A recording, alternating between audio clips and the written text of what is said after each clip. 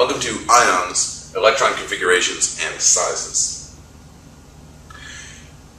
So, when two nonmetals react to form a covalent bond, they share electrons in a way that completes the valence electron configuration of both atoms. So both atoms attain electron configurations of a noble gas.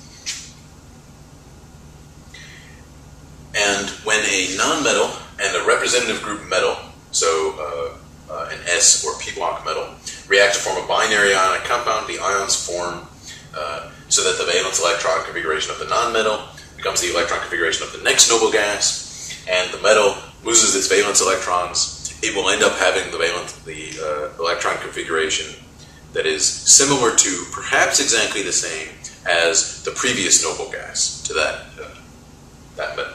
So note that the metal doesn't necessarily attain the electron configuration of the previous noble gas because it might have some additional electrons in the d orbital, in the d subshell, so the n-1 d subshell, where n is the period of the metal. So it may have some additional electrons in that d subshell that that noble gas wouldn't have. So it doesn't always have the same electron configuration as the previous noble gas. So these rules are referred to as the octet rule. Octet because the noble gases always have 8 valence electrons. So an atom gains or loses electrons such that its valence shell contains a complete octet. So note here that if it loses electrons from its valence shell to become like the noble gas that is before it, or similar to the noble gas that is before it, if it's losing those electrons, it's losing the valence electrons. Well, if it has no electrons in what was the valence shell, now the shell down becomes the valence shell, and that shell now is complete.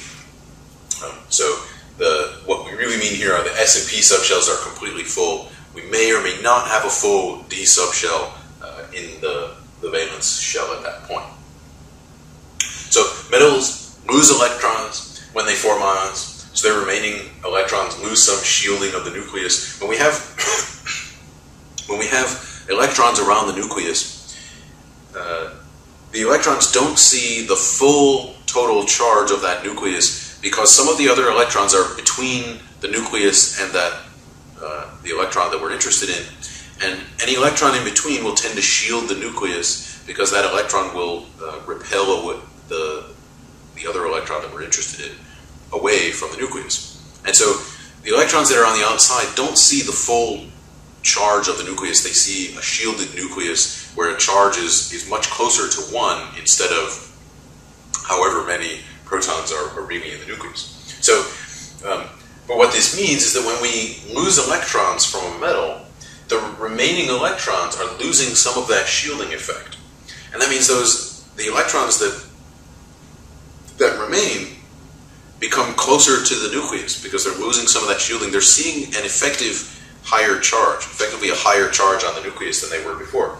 So for metals, or for positively charged ions, their ionic radius is smaller than the atomic radius. And one easy way of seeing this is, well, if we look at the Bohr model for sodium, we see that we have an electron in the 3rd energy level. Well, if we remove 1 electron, we end up with a valence shell of the 2nd level. We've removed that electron from the 3rd valence shell, so the ion should be smaller than the atom was. Nonmetals, on the other hand, are gaining electrons when we form ions. So their electrons are gaining some shielding.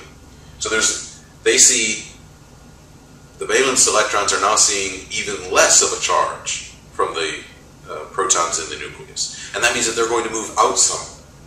And so the ionic radius of an anion is larger than the atomic radius of the corresponding atom would be. So let's look at a set of isoelectronic ions. So these are ions that contain the same number of electrons. So this is something like nitride, oxide, fluoride. I'm going to skip listing neon here because it's not an ion. Sodium, magnesium, and aluminum. They all have the same number of electrons. They all have 10 electrons. You can convince yourself of that if you wish. But the number of protons in the nuclei are ranging from 8 to 13. And so or rather from 7 to 13. And so you can see here I've got a little diagram showing what the atom and ion for each element looks like. So over here for the nonmetals, the atom is the smaller interior circle. That's sort of the light gray or beigeish circle.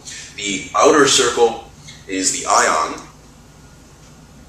And you note that as we move to the right, the ion size is getting smaller, but all of those ions are larger than the corresponding atom was. There's no ion listed here for neon because it won't form an ion, at least not very easily. For over here for the metals, the atom is the larger circle, the blue one, and as we lose an electron to become the gray circle, you can see that the ion is smaller than the atom was. And so you can see that as we look at the ions, the sizes of the ions as we go from nitrogen down to aluminum, the size of the ion is getting smaller. Right? Ignore the neon again. So we go from a size of 146 picometers down to 53.5 picometers for the aluminum ion. Right? And this makes sense because if we have the same number of electrons in each case, then all we're doing is adding a proton every time you move to the right. As we add a proton, those electrons should get closer to the nucleus because now they're being pulled in tighter and tighter. They're seeing a slightly higher charge on the nucleus. So our atomic radius should be decreasing as we move to the right on this graph. So you can see a similar sort of thing occurs across the whole periodic table. Now, of course, as we move down on the periodic table, we're still going to increase the size of our ion, but and likewise, as we move to the right on the periodic table, we're also going to decrease the size of our ion. We're decreasing the size as we move to the right because we're adding more protons without changing the valence shell. As we move down, we're changing the valence shell. We're adding electrons out, and so the size of our ions will get bigger. So that was electron configurations and sizes.